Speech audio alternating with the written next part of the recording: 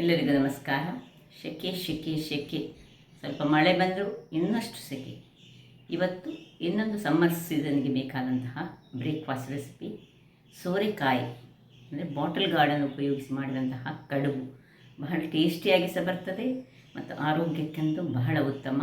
ಈ ಸಮ್ಮರ್ ಸೀಸನಲ್ಲಿ ಮಾಡಲೇಬೇಕಾದಂತಹ ಕಡುಬು. ಹಾಗಾದರೆ ಯಾರೆಲ್ಲ ನನ್ನ ಚಾನಲನ್ನು ನೋಡ್ತಿದ್ದೀರಿ, ಯಾರೆಲ್ಲ ಇನ್ನೂ ಸಬ್ಸ್ಕ್ರೈಬ್ ಮಾಡಿಲ್ಲ, ದಯವಿಟ್ಟು ಸಬ್ಸ್ಕ್ರೈಬ್ ಮಾಡಿ ಸಪೋರ್ಟ್ ಮಾಡಿ ಅಂತ ಹೇಳ್ತಾ ಬನ್ನಿ ಈ ಕಡುಬನ್ನು ಯಾವ ರೀತಿಯಲ್ಲಿ ಮಾಡುವುದನ್ನು ನೋಡೋಣ. ಇದನ್ನು ಈ ಮಾವಿನಕಾಯಿಯ ಚಟ್ನಿಯೊಟ್ಟಿಗೆ ತಿನ್ನಲಿಕ್ಕಂತೂ ಬಹಳ ಸೊಗಸಾಗಿ ಬರ್ತದೆ. ನಮಸ್ತೆ ಮಿತ್ರರೇ, ಇವತ್ತು ಈ ಸಮ್ಮರ್ ಸೀಸನ್ಗೆ ಬೇಕಾದಂತಹ ಸೋರೆಕಾಯಿಯ ಕಡುಬನ್ನು ಮಾಡೋಣ. ಇಲ್ಲಿ ನೋಡಿ, ಒಂದು 200 ಗ್ರಾಮ್ಸ್ನಷ್ಟು ಅಕ್ಕಿ ರವೆ, ಅಂದರೆ ಅಕ್ಕಿ ತರಿ ಅಂತ ಏನು ಹೇಳ್ತೇವೆ ಅದುಂಟು. ಒಂದು 5 ಚಮಚದಷ್ಟು ಮೊಸರುಂಟು ಮತ್ತು ಈ ಒಂದು ಸೋರೆಕಾಯಿ ಬೇಕು ನನಗೆ. ಅರ್ಧ ಸೋರೆಕಾಯಿ ಇದ್ದರೆ ಸಾಕು.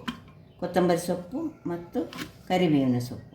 ಈಗ ಮೊದಲಿಗೆ ನಾವೇನು ಮಾಡೋ ಹೇಳಿದರೆ, ಇದರಲ್ಲಿ ಇನ್ಸ್ಟೆಂಟಾಗಿ ಮಾಡುವಂತಹದ್ದು, ಈ ಅಕ್ಕಿ ತರಿಯನ್ನು ಚೆನ್ನಾಗಿ 2 ಬಾರಿ ತೊಳೆದುಕೊಂಡು ತರ್ತೇನೆ ನಾನು. 2 ಬಾರಿ ಚೆನ್ನಾಗಿ ತೊಳೆದು ತಂದೆ. ಈಗ ಇದಕ್ಕೆ ಸ್ವಲ್ಪ ನೀರನ್ನು ಹಾಕ್ಕೊಂಡು ಒಂದು 10 ಅಥವಾ 5 ನಿಮಿಷ, ನಿಮಗೆ ಎಷ್ಟು ಟೈಮ್ ಉಂಟು ಅಷ್ಟು ನಿಮಿಷಗಳ ಕಾಲ ಇದನ್ನು ಸ್ವಲ್ಪ ನೆನೆ ಇಕ್ಕಿ ಬಿಡೋಣ. ಅಷ್ಟೊತ್ತಲ್ಲಿ ನಾವು ಇದರ ಸಿಪ್ಪೆಯನ್ನು ತೆಗೆದು ಇದನ್ನು ಇದರಲ್ಲಿಗೆ ತುರಿಯೋಣ. ಈಗ ಸಿಪ್ಪೆ ತೆಗಿತೇನೆ, ಇದನ್ನೀಗ ಪಕ್ಕಕ್ಕೆ ಇಟ್ಕೊಂಡು.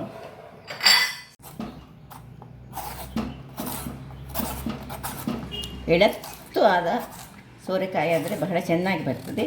ನಮ್ಮ ಇಲ್ಲಿ ಕರಾವಳಿಯಲ್ಲಿ ಸಿಗುವಂತಹ ರೌಂಡು, ಅಂದರೆ ಊರಿನದು, ಮಂಗಳೂರಿನಲ್ಲಿ ಊರಿದದ್ದು ಸಿಗ್ತದೆ, ಊರಿನ ಸೋರೆಕಾಯಿ. ಅದರಲ್ಲಂತೂ ಎಳತ್ತು ಕಾಯಿ ಗಿಡದಲ್ಲೇ ಬೆಳೆದಿದ್ದರೆ ಬಹಳ ಚೆನ್ನಾಗಿ ಬರ್ತದೆ. ಈಗೆಲ್ಲವನ್ನು ಹೀಗೆ ಕಟ್ ಸುಲಿದು ಮತ್ತು ತುರಿತೇನೆ. ವೀಕ್ಷಕರಲ್ಲಿ ನೋಡಿ, ಇಷ್ಟು ತುರಿದಾಯಿತು. ಒಳ್ಳೆ ಉದ್ದದ್ದಕ್ಕೆ ತುರಿದುಕೊಂಡ್ರೆ ಆಯಿತು.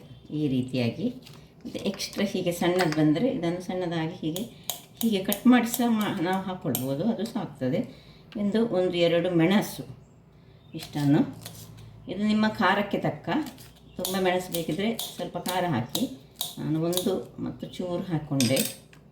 ಇಷ್ಟನ್ನು ಸಹ ಹಾಕ್ಕೊಂಡು ಇದು ಈಗ ಇಲ್ಲಿ ರೆಡಿ ಆಯಿತಲ್ಲ.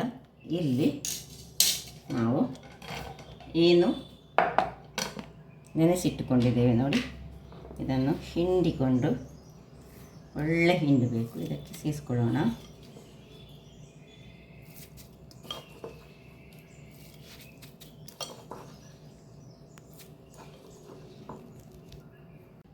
ಈಗ ಇದಕ್ಕೆ ಸ್ವಲ್ಪ ಎಷ್ಟು ರುಚಿಗೆ ತಕ್ಕಷ್ಟು ಉಪ್ಪನ್ನು ಹಾಕ್ಕೊಳ್ತಿದ್ದೇನೆ. ನಿಮಗೆ ಎಷ್ಟು ಉಪ್ಪು ಬೇಕೋ ಅಷ್ಟು ಉಪ್ಪು ಹಾಕ್ಕೊಳ್ಳಿ. ಇಲ್ಲಿ ಗ್ಯಾಸ್ನಲ್ಲಿ ಒಂದು ಬಾಣಲೆಯನ್ನು ಇಟ್ಕೊಂಡಿದ್ದೇನೆ. ಬಾಣಲೆಗೆ ಸ್ವಲ್ಪ ಎಣ್ಣೆಯನ್ನು ಹಾಕ್ಕೊಳ್ಳೋಣ.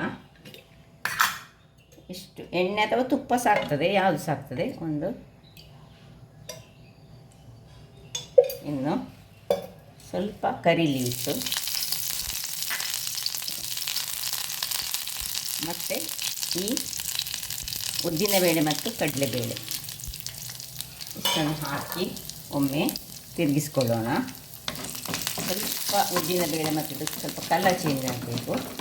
ಇದಿಲ್ಲಿ ಹದದಲ್ಲಿ ಆಗ್ತಾ ಇರುವಾಗ ನಾವು ಇಲ್ಲಿ ಇದಕ್ಕೆ ಕೊತ್ತಂಬರಿ ಸೊಪ್ಪು ಮತ್ತು ಕರಿಬೇವು ಸೊಪ್ಪು ಸಹ ಇಲ್ಲಿ ಸಹ ಹಾಕ್ಕೊಳ್ಬೋದು, ಅಥವಾ ನಾವು ಒಗ್ಗರಣೆಗೆ ಸಹ ಹಾಕ್ಕೊಳ್ಬೋದು, ಹೇಗೆ ಸಹ ಆಗ್ತದೆ.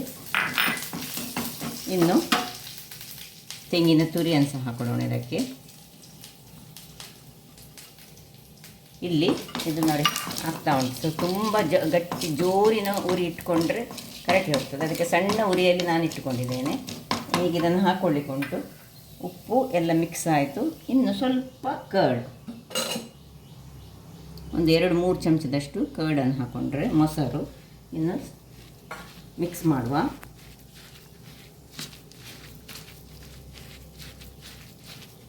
ಇಲ್ಲಿದು ಆಯಿತು, ಆಫ್ ಮಾಡ್ಕೊಳ್ತಿದ್ದೇನೆ. ಇದನ್ನು ತೆಗೆದು ಇದಕ್ಕೆ ಶಿಫ್ಟ್ ಮಾಡ್ಕೊಳ್ಳೋಣ.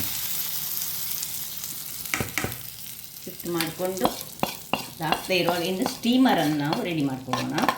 ನಮಗೀಗ ಬಾಳೆಯ ಎಲೆ ಬೇಕು ಇದಕ್ಕೆ. ವೀಕ್ಷಕರೇ ಇಲ್ಲಿ ನೋಡಿ ಸ್ಟೀಮರನ್ನು ಇಟ್ಕೊಂಡಿದ್ದೇವೆ. ಸ್ಟೀಮರ್ ಬಿಸಿ ಆಗ್ತಾ ಇರುವಾಗ ನಾವಿಲ್ಲಿ ನೋಡಿ ಇದರಲ್ಲಿ ಆಲ್ರೆಡಿ ಈ ನಮ್ಮ ಸೋರೆಕಾಯಿಯ ನೀರು ಬಂದದಕ್ಕೆ ನಾವು ಹಿಂಡಿ ತೆಗೆದುಕೊಳ್ಬೇಕು. ಒಗ್ಗರಣೆಯನ್ನು ಚೆನ್ನಾಗಿ ಮಿಕ್ಸ್ ಮಾಡಿಕೊಳ್ಳೋಣ. ಉಪ್ಪು ಸರಿ ಉಂಟು ನೋಡಿ. ಇಲ್ಲಿ ಬೇಕಿದ್ದರೆ ಬೆಲ್ಲ ಬೇಕಿದ್ದವರು ಚೂರು ಬೆಲ್ಲ ಹಾಕ್ಕೊಳ್ಬೋದು, ಸಕ್ಕರೆ ಬೇಕಿದ್ದವರು ಸಕ್ಕರೆ ಹಾಕ್ಕೊಳ್ಬೋದು, ಸ್ವೀಟ್ ಬೇಕಾದ್ರೆ ಚೂರು ಸ್ಲೈಟ್ಲಿ, ಬೇಡದಿದ್ದರೆ ಹೀಗೆ ಖಾಲಿ ಸಹ ಮಾಡಿ ಚಟ್ನಿ ಒಟ್ಟಿಗೆ ತಿನ್ನಲಿಕ್ಕೆ, ಮಾವಿನಕಾಯಿಯ ಚಟ್ನಿ ಒಟ್ಟಿಗೆ ಬಹಳ ಚೆನ್ನಾಗಿ ಬರ್ತದೆ. ನಾನೀಗ ಬೆಲ್ಲ ಗಿಲ್ಲ ಏನು ಹಾಕ್ತಾ ಇಲ್ಲ, ಅದರಿಂದಾಗಿ ಚಟ್ನಿ ಒಟ್ಟಿಗೆ ಮಾವಿನಕಾಯಿಯ ಚಟ್ನಿ ಇದಕ್ಕೆ ಬಹಳ ಒಂದು ಸೂಕ್ತವಾದುದು. ಈಗ ಮೊದಲಿಗೆ ನಾವೇನು ಮಾಡೋದು ಹೇಳಿದರೆ, ಒಂದು ಬಾಳೆಯ ಎಲೆಯನ್ನು ತೆಗೆದುಕೊಳ್ತಿದ್ದೇನೆ ನಾನು. ಬಾಳೆ ಎಲೆಗೆ ಸ್ವಲ್ಪ ತುಪ್ಪವನ್ನು ಹೀಗೆ ಸ್ಪ್ರೆಡ್ ಮಾಡಿಕೊಂಡು ಇದರಲ್ಲಿ ಈ ರೀತಿ ಇದನ್ನು ನೋಡಿ ಚೆನ್ನಾಗಿ ಮಿಕ್ಸ್ ಮಾಡಿಕೊಳ್ಬೇಕು.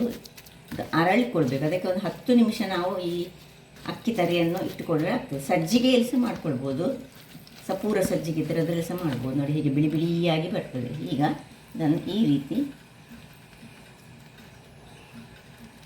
ಸ್ವಲ್ಪ ಹೀಗೆ ಹರಡಿಕೊಳ್ಳೋದು. ಮತ್ತು ಮೇಲಿನಿಂದ ಚೂರು ತುಪ್ಪವನ್ನು ಒಂದು ಹನಿಯಷ್ಟು ಹಾಕ್ಕೊಂಡು ಇದನ್ನು ಮುಚ್ಚಿಕೊಂಡು ಹೀಗೆ ಇದರಲ್ಲಿ ಹೇಗೂ ಇದು ಬಾಯ್ಲ್ ಆಗ್ತಾ ಉಂಟು. ಸೊ ನಾನೀಗ ಒಂದೊಂದಾಗಿ ಇದರಲ್ಲಿ ಇದನ್ನು ಹೀಗೆ ಇಟ್ಟುಕೊಳ್ತೇನೆ. ಎಲ್ಲವನ್ನು ಸಹ ಹಾಗೆ ಇದೇ ರೀತಿ ನೋಡಿ, ಇನ್ನೊಂದು ಸಹ ಇದೇ ರೀತಿ ಕೆಳಗೆ ತುಪ್ಪ ಸವರಿಕೊಳ್ಳೋದು.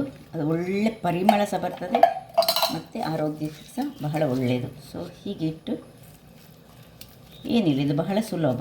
ಮೇಲಿನಿಂದ ಇದು ತುಪ್ಪ ಹಾಕ್ಕೊಳ್ಳೋದು ಬೇಕಿದ್ದರೆ ಮಾತ್ರ, ನಿಮಗೆ ಬೇಡದಿದ್ದರೆ ಇದನ್ನು ಸ್ಕಿಪ್ ಮಾಡ್ಕೊಳ್ಬೋದು. ಆದರೆ ಹಾಕಿದರೆ ತುಂಬ ಚೆನ್ನಾಗಿ ಬರ್ತದೆ. ಈ ರೀತಿ ಇದನ್ನು ಒಂದೊಂದಾಗಿ ಇಟ್ಕೊಳ್ಳೋಣ. ಎಲ್ಲವನ್ನು ಇದೇ ರೀತಿ ಮಾಡ್ಕೊಳ್ತಿದ್ದೇನೆ. ವೀಕ್ಷಕರೇ ಇಲ್ಲಿ ನೋಡಿ, ಕೊನೆಯದನ್ನು ಸಹ ಇಟ್ಟುಕೊಂಡೆ. ಇನ್ನು ಮುಚ್ಚಳವನ್ನು ಮುಚ್ಚಿಕೊಂಡು ನಾವು ಒಂದು 15-20 ನಿಮಿಷ ಬೇಯಿಸಿಕೊಳ್ಳೋಣ. ವೀಕ್ಷಕರೇ 15 ನಿಮಿಷಗಳ ಬಳಿಕ ಆಫ್ ಮಾಡಿಕೊಳ್ತಿದ್ದೇನೆ. ಈಗ ಓಪನ್ ಮಾಡಿಕೊಳ್ಳೋಣ. ಸ್ವಲ್ಪ ತಣ್ಣಗಾಗಿ ತೆಗೆದರೆ ಬಹಳ ಉತ್ತಮ. ಚೆನ್ನಾಗಿ ಬಂದಿದೆ. ಚೂರು ತಣ್ಣಗಾಗಲಿ, ಆಮೇಲೆ ಒಂದೊಂದಾಗಿ ತೆಗೆದುಕೊಳ್ಳೋಣ. ವೀಕ್ಷಕರೇ ನೋಡಿ, 10 ನಿಮಿಷದ ಬಳಿಕ ನಾನು ಸ್ವಲ್ಪ ತಣ್ಣಗಾಗಲಿಕ್ಕೆ ಬಿಟ್ಟಿದ್ದನು. ಈಗ ನಿಧಾನಕ್ಕೆ ಒಂದೊಂದಾಗಿ ತೆಗೆದುಕೊಳ್ಳೋಣ, ಕೆಳಗಿಟ್ಕೊಳ್ಳೋಣ. ಯಾವ ರೀತಿಯಲ್ಲಿ ಬಂದಿದೆ ಅಂತ. ಸೊ ಇದನ್ನೀಗ ತುಂಬ ಬಿಸಿಯಾಗಿ ಸಹ ಉಂಟು, ಬಹಳ ರುಚಿಕರವಾಗಿ ಬರ್ತದೆ. ಈ ಸಮ್ಮರ್ ಸೀಸನ್ಗಂತೂ ಹೇಳಿ ಮಾಡಿಸಿದಂತಹ ಒಂದು ಕಡುಬು ಅಂತ ಹೇಳ್ಬೋದು ನೋಡಿ. ಸೊ ನೋಡಿದ್ರಲ್ಲ ವೀಕ್ಷಕರೇ, ಒಂದು ಸುಲಭ ರೀತಿಯಲ್ಲಿ ಮಾಡುವಂತಹ ಒಂದು ರುಚಿಕರವಾದ ಕಡುಬನ್ನು ಮಾಡಿದ್ದೇನೆ ನಾನು. ನನ್ನ ಈ ಕುಕಿಂಗ್ ಚಾನಲ್ ನಿಮಗೆ ಇಷ್ಟ ಆದರೆ ಬೋಳೂರು ಸುವರ್ಣ ಚಾನಲನ್ನು ಲೈಕ್ ಮಾಡಿ, ಶೇರ್ ಮಾಡಿ, ಹಾಗೂ ಸಬ್ಸ್ಕ್ರೈಬ್ ಮಾಡಿ, ಹಾಗೂ ನನ್ನ ಇನ್ಸ್ಟಾಗ್ರಾಮ್ ಪೇಜನ್ನು ಫಾಲೋ ಮಾಡಿ. ಧನ್ಯವಾದಗಳು.